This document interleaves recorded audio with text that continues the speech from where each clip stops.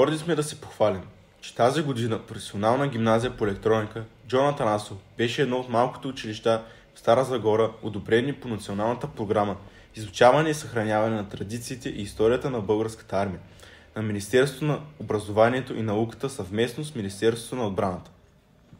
В тази връзка на 12 март ни гостуваха приятелите ни от регионален клуб Традиция, град Стара Загора, от регионален клуб Традиция, град Нова Загора, както и от Българската федерация по любителите на историческото оръжие, поп Минчо Кънчев, Стара Загора.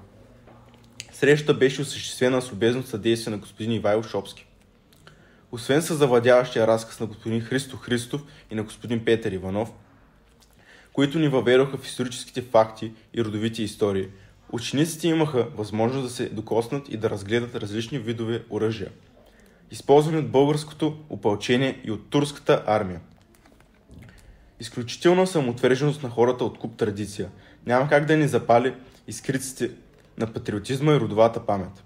Да усечеш в ръцете си пушка, която е ползвана преди повече от 100 години и да влезеш в ролята на опълченец.